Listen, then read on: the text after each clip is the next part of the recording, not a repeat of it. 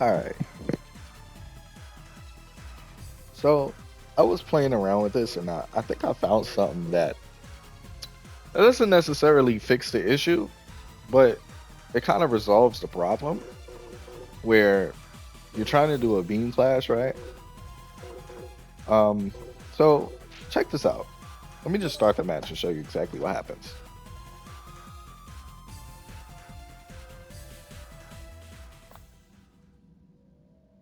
It's just testing. All right, so Galagun, boom, and Jiren does his blast, right? But the Galagun beats it, obviously, and then Jiren does another blast. All right, so it seems like I figured out a way to make him do the move at the same time. Problem that I'm having with it is that well, that's the unblockable one.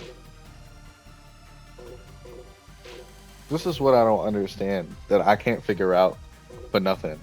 Okay, it seems like the first one is it's weird. I can't even explain it myself. So I made it so that when Vegeta is Vegeta, right? Jiren does a blast in his response. But since this one is first, I made it so that Vegeta does a blast, except the blast that he does isn't it's not unblockable. So as you know, there's a force action. Show you there's two options, okay? This one that say blast one, blast two, ultimate. These three are unblockable. Means that the opponent can't respond to it, okay? The only thing they could do is they could auto dodge it, like if they have like uh, what do you call it? Equipment that lets them like auto dodge it or whatever. That's the only thing they do, right? But then there's the other thing. The force action one makes it so that it you do the move, but it's not unblockable. So it would do it in whatever instance that the characters are in. But what I'm trying to figure out is why is it that Jiren's not only doing this move twice, but the spacing of the move is the reason why it can't clash. So I put him on level 20 and I changed the strategy to make him do blast just to see if he do it and he does it. All right, I'm gonna slowly take some stuff off and see if it changed anything. Let's see. All I did was take key off. See what happens.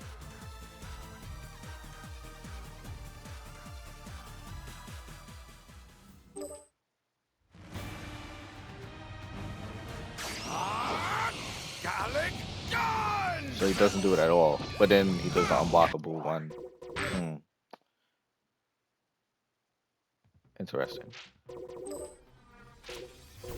If I give him the key for it, he'll do it. He definitely will do it.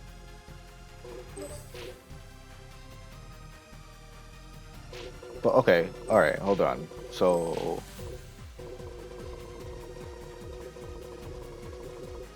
if I give him, let's say I give him the key to do it, right? Put it back the way it was, but disable this one and see what happens.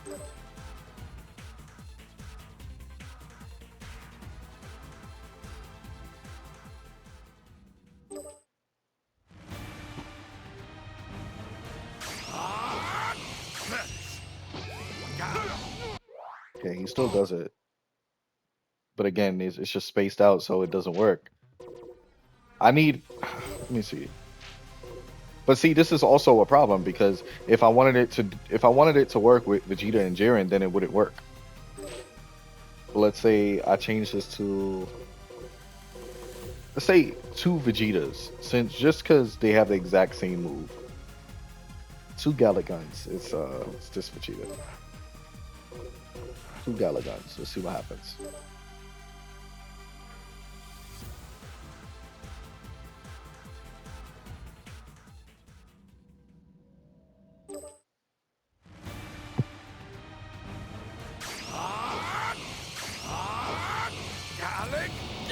See, when you do it like that, it will work because the timing is equivalent to each other, right? But again, like I was saying, it doesn't fix the problem because this wouldn't work with every character. Let's say, oh, I actually don't have Goku Black. That's the last character I have to unlock, him and Zamasu, right? Yeah, I don't have him. I meant to unlock him. My bad, y'all. I was gonna try with Goku Black. Let's try with give me a random character like not a charge, a character that doesn't have a charge. Uh,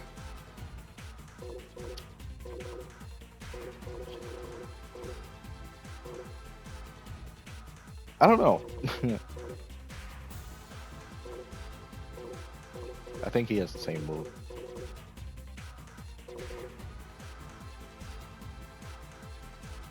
I was trying it with Kefla before on the other one, right?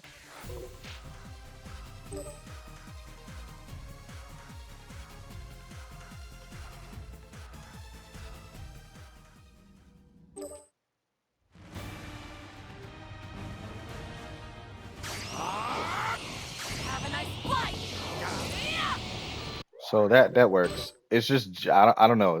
I think it's just Jiren's animation timing with that move. It doesn't work. So anyway, the point is, this is just one line of code that you can use to make a beam clash happen. All right. So the first thing, I only put them level 20 just so they as aggressive as possible. But the strategy type thing that I use is this one right here. And this is why I said make sure you get all of the AIs and all of the equipments before you start doing this. It was this one. Defensive strategy. The computer will focus on using unpredictable movements and long range blasts. So basically it just makes them, if they're a certain distance away from you, they'll always use the blast. Okay. Problem is they won't use the blast unless they have enough ki. So you have to put the ki there.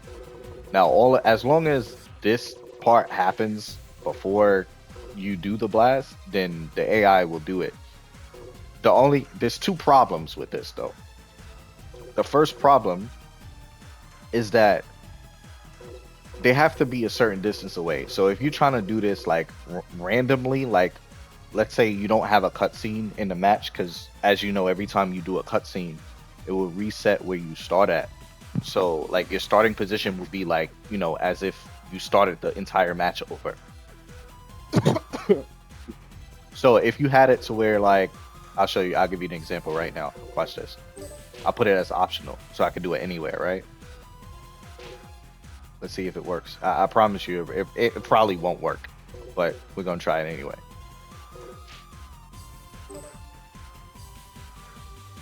I'm gonna try it 2 times just to see, just to make sure.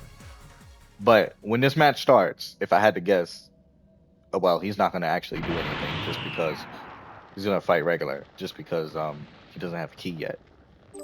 Well, I'm gonna fly away and I'm gonna press the button. Let's say, like, right here. You see? So she's not gonna do it.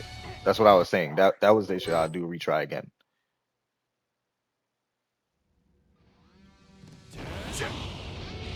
I'll do like over here. See? She won't do it there.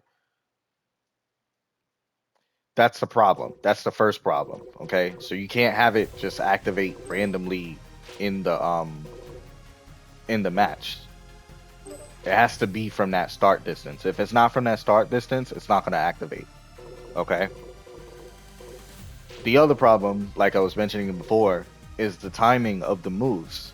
If the moves aren't timed to where they will collide, then it won't trigger that. So it's like, it's kind of a hit or miss kind of thing until they could just make it. Honestly, they just need to patch in a thing that just says perform blast in response to other blast or something like that, just to make the beam clash happen. this also I made it happen in my story just because I know what happens in my story. But for anybody who's playing my story, it wouldn't happen like that. Now I put a trigger at the bottom, you know, which by the way suck in this game because it's not patched in yet. But I just do this. I go to display text and just put like question mark and then put like take this and then put the name of your move there so that the player knows to do the move. But other than that, it's like you can't really do anything about that. You know what I mean? And then you got these horrible filters that you can't filter through. Wish it had something like blast attack or you know whatever. But